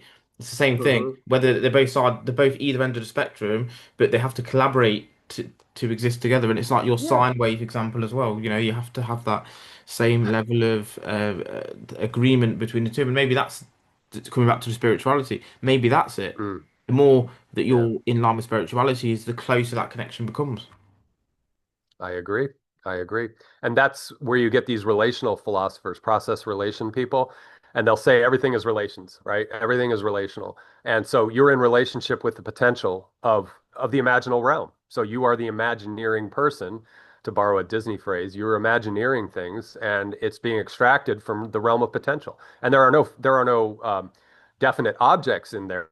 It's just potential, right? So everything comes from potential. There's a potential for something, a widget to be invented in 10 years that we don't know anything about right now. And just like 120 years ago, nobody knew anything about cell phones. We had the very faintest little flirting, this like sort of genealogy of machinic things that were being assembled 120 years ago at the turn of the 20th century. Uh, you know, uh, Stuff in manufacturing and efficiency, scaling up and getting better, that led to that. So there's a lineage to that. But because again, it's relational. It relates to the past. It's what is, what you are inheriting from the past into the future that brings you the new device, the new invention. And then there's things that they might call more strongly emergent, which are things that we could have never predicted that just came, into creation through somebody's genius, right? They saw something or thought of something that none of us, mortals would have thought of. So I can't think of an example of that, but there's potential for that. So Yeah, like so someone like anyway, Nikola Tesla, he was that kind of person where just out of the yeah, blue, he saw into the idea. Yeah, yeah, yeah. Just people who can read the room or the board or whatever better, and they pull it out, and that's great. You know. yeah, we've got, well, So as you said, potentiality. We all have that potentiality inside us, especially as Aristotle yeah, said. We've an oak tree, an acorn has that the potential of the oak tree inside it, and I yeah, think for us, we need to find out what our potential is ourselves, for us personally. And yeah, again, coming back full circle, maybe that's what spirituality and that connectiveness is for us to help us work that out. Because for for a car, it's pretty obvious what the car is there for. It's very clear, especially for us to see who made it, and maybe it's the hmm same thing on the other side. We just need to work out what it is that we need to do or want to do. yeah. No, I completely agree. And as a kind of sort of cohering of this conversation, if you put down the handheld device and you go and commune with fleshy persons, you can do it on your device, but I would suggest that having full contact with someone in a room where you're talking, like at a cafe, and you're having a really good, deep, productive conversation. You could do it on Zoom, but maybe being in that atmosphere and that connection, being with somebody, that's where the inspiration, where the imaginal space opens up for you, and you could have that insight that'll change your life. And that's again, and not all of us are those Tesla type, level or Einsteinian Stephen Hawking kind of genius, but it doesn't matter. You could be an average IQ person. If you open up that insight space and get that sort of insight into something with conversation and collaboration, because you're not in a vacuum, and somebody can prompt you and they'll say something and they didn't mean to prompt you and open up your insight machinery, but there you are. And so that's if I had to leave a parting thought for someone, go experiment with that. You're not going to get it on TikTok, Instagram, Facebook, YouTube, Snapchat, any of that. I mean, you'll get little bits, but it's not as efficient, I don't think, as being in a moment with a fleshy person and collaborating. It's that So, it's and that if it's that anything, it's that Jungian synchronicity, isn't it? it is. You're syncing up with somebody mentally and you're two minds instead of one. So when you're on TikTok or Instagram, you're receiving only. You're getting information. Like somebody could inspire you through a video of them saying or doing something, and you'll pick it up. But yeah, in real time, you're collaborating, and there's two minds working rather than you looking at a device which is only one mind. And there's extended mind, but it's not as efficient. So that's where I would, yeah. Thank you for saying that because that's really probably the best way to articulate that is that you have two minds connect or three. You can get into a triadic system, which I like, and collaborate The and the just the, see the what comes of it. I don't know if you've read the book Think and Grow Rich. It's called the Mastermind Principle. Like when we talk, me and yourself, there's a hmm third mind that gets created Yes, as a sort of bubble around. And when we finish this conversation, you go to speak to someone else, and there's a visible different third mind because your conversation with me is going to be different with someone else. And that's why, right. even boardrooms, as I said earlier, they put together 10 pretty intelligent people because together they have built this collective mind that, and you all know yourself, if you go to the pub with three friends, the same three friends, you have this weird exact bond that's always the same. You add another guy, it change the group Yeah. think changes, and it's not exactly the same as it was with just the three of you or the two of you or whatever. And that's really hmm interesting to me is that you add people in, and it can either improve or reduce the quality of that Yeah. invisible mind between the group of you. It's funny.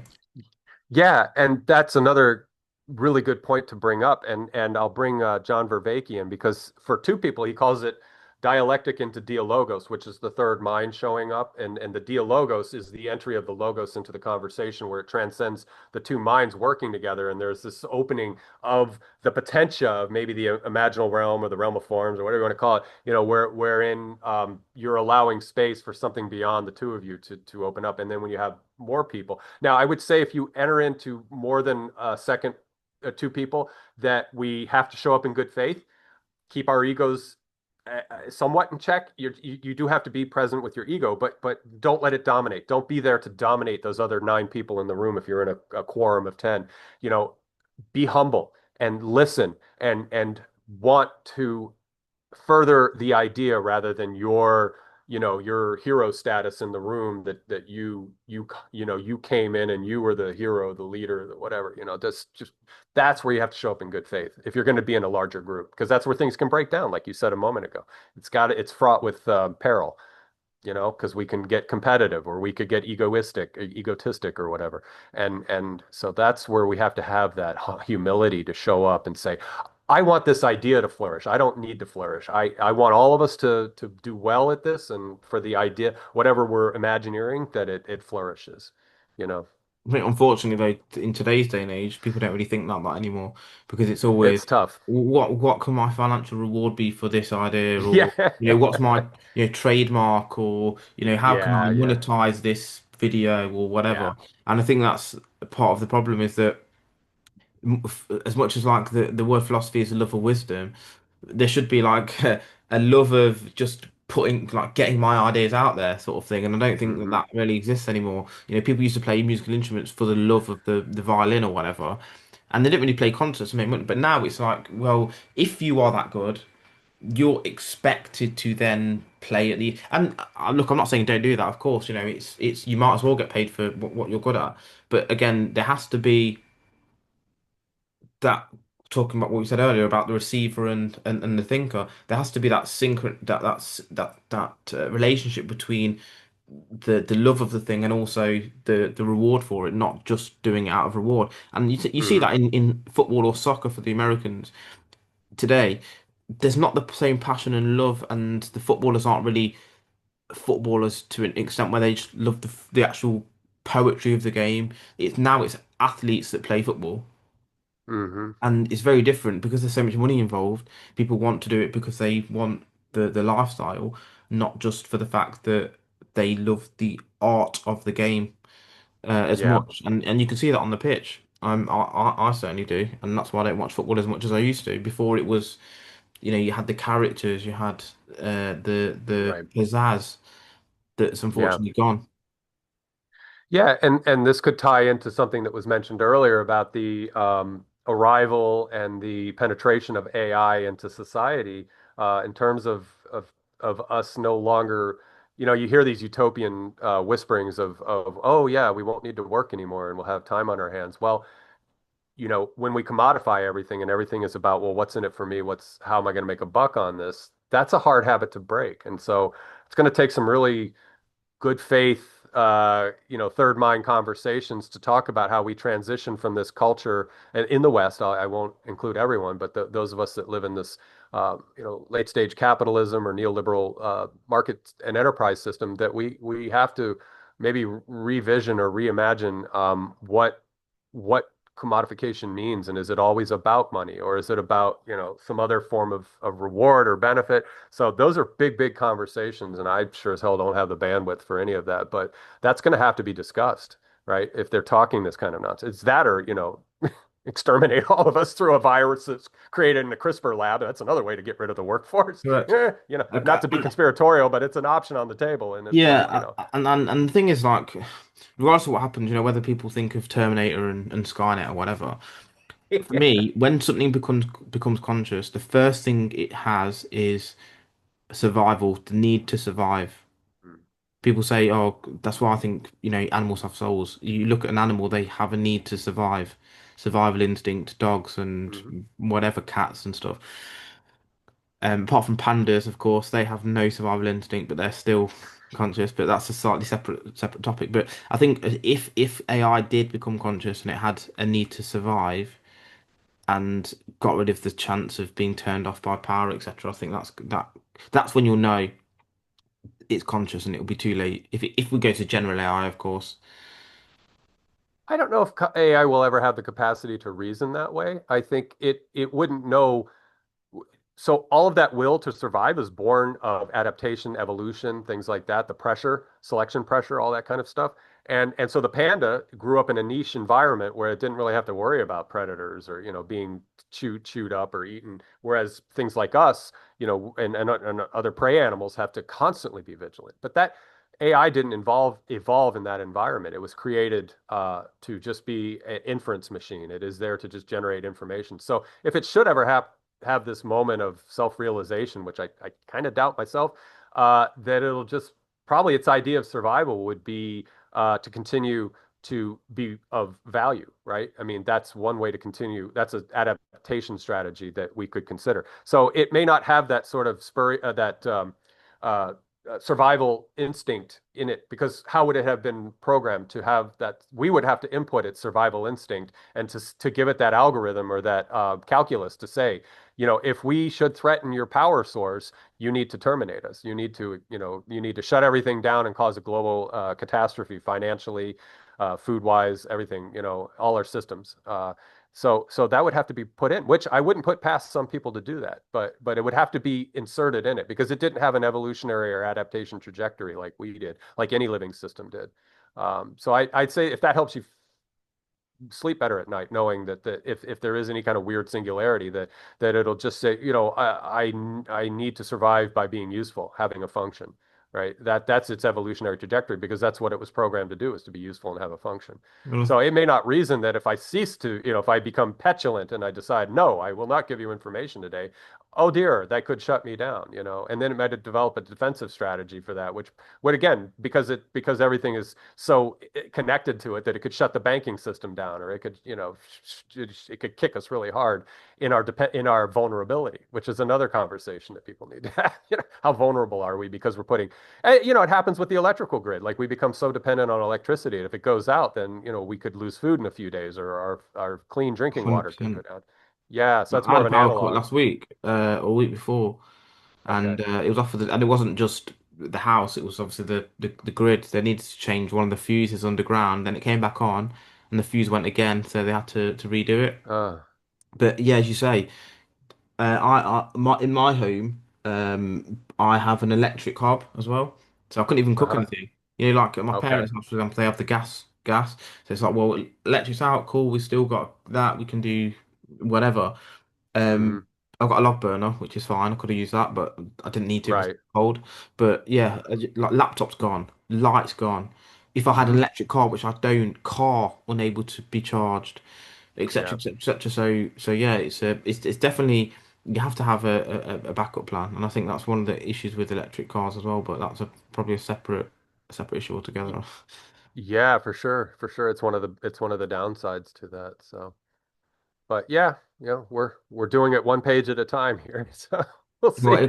as you said, it could be the last thing that we ever speak to each other or learn about because who knows? AI could Hmm. just kill us Hmm. all. Yeah, Who yeah. knows? So, Well, but ironically, if it exterminated humanity, it would eventually perish itself, right? And that's the plight of a parasite. A parasite attacks a host and kills the host, and then it has to find another host. And some of them are very good at that. But really, short term, it's not a very good relationship, right? You're killing your host. no, but I So mean that's that's not that's again. why coming back to what you said earlier about humans being the upper echelon. That's why, in some ways, I don't think we are because yes, we are the most cognitively aware. I mean, there's no need for debate there. But we're the only ones that don't live in a complete a complete synchronicity with nature. All other Yeah, animals do. They yeah.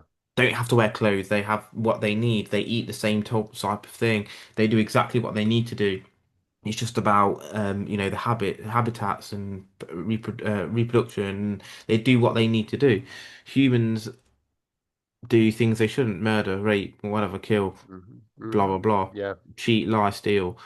So yeah. in some ways, yes, we are the top of life in that way. In other ways, I'm not so sure. If you've ever been around a dog, for example, you just know they're so pure. that you feel closer to God and the universe just being with them. So in some ways, I think that they are higher up the chain. Does that make sense? I'm not saying they are or not. Yeah. It's just these are the sorts of No. thoughts I always have. It's like, well, try and question everything, every statement that's said. It's like, okay, does that make sense? What could be the and you could argue it's a really sad way to live, but then on the flip side, that's the way that we've got to where we have as a society. People ask questions that have gone against the narrative, and it's birthed something that now people just take for granted. That all the shit people have to go through for us to get here. That you're now, yeah, that's right. Hmm. Someone had to verge off the beaten track at some point in order to get to that realization, and someone needs to do it. Yeah, yeah. No, I'd say animals are living a much more grounded, and I might dare to say a sort of spiritually pure life than we are. And that speaks to the myth of Eden and the fall of man, et cetera, et cetera, is there was a fall into, and this is a Jungian take, is a fall into knowing, into metacognition, and that we know better. That we do know how to kill, and we don't kill to eat. We kill because we don't like that person, or we have a political or cultural agenda with it. And that is the burden. That is the ultimate, the what do they call it? The original sin that we're dealing with. It got perverted into this narcissistic endeavor, which is bullshit. So, but to me, a good didact or a good allegory is that we fell into metacognition, we fell into the introspective capacity to know better, and that is what we've been dealing with for however long. They were reasoning with that 5,000 years ago when they wrote that parable, but it's been with us for a long time because we were social creatures. We niched out in a certain way that we accepted a lot of our cognitive capacity to become highly social, highly structured with language and all these other organizational capacities that we have. And we're dealing with that. We're still dealing with that, and we haven't come up with a really good solution. Wherein again, the animals, they're just going about their business, and they may suffer more than us because they don't, have the whatever the life quality things that we consider to be life quality things, so it's a trade-off, right? Everything's Yeah, trade-offs. absolutely. Everything is a trade-off. You're right, and Yeah. you can't have everything. You can't live within nature and have the internet, and Yeah. you can't, you know, be uh, a multi-trillionaire and care about people's employment, Yeah. unfortunately. Yeah. So, Yeah. Yeah. because you Yeah. have to be ruthless in that respect, that the shareholders and profits come before the responsibility of, or your responsibility to have this person employed to fund for their family. Give a shit Hmm. in the respect of the large capital organizations. But any final thoughts on what we've said so far in terms of religion, spirituality, how to fix, so whatever we've talked about so far before we sort of finish off? Well, first of all, Jeevan, thank you so much for opening up this space for the two of us to chat and to explore ideas and the idea space together. I really appreciate that because I'm taking away things from you and learning from you and enriching my mental headspace, and I appreciate that. I would say to the audience, um, thank you for your time and your attention. And if I were to pass anything on, is to be in wonder, be in curiosity, so we can embody different mindsets at different times. And so we were just talking about the naivete of the animals in the animal kingdom that aren't like us. But yet, we can extract a little bit from that and pack it up with us and take it with us. And we can extract all kinds of embodiments. We can embody the tyrant for a moment and realize that that's not a healthy place, and nor is it the cascade effects of the tyrant's behavior any good for anyone. So, we have to explore these spaces, and that is the upside to the original sin. It is the capacity to reflect. It is the capacity to ponder, and our cognitive light cone is such that it's a blessing and a curse. And so, I would say use the blessing side of that to navigate your sense making in the world and your meaning making in the world, and you will do better than if you were just sort of stuck in a kind of haze of distraction. Maybe that's a good way to put it. Love it, love it. Great way to end. And thanks a lot, Justin, as well as always. A lot from you as well. And yeah, it's been a great conversation. Our third mind seems to be a pretty good one, to be fair. Yeah, hopefully the third mind is feeling good right now. Yeah, We were able to facilitate its presence and yeah, and and make it flourish among all of us. So yeah, here's to that. Here's to absolutely. that for sure. Thanks again. Absolutely. Thank you. Peace.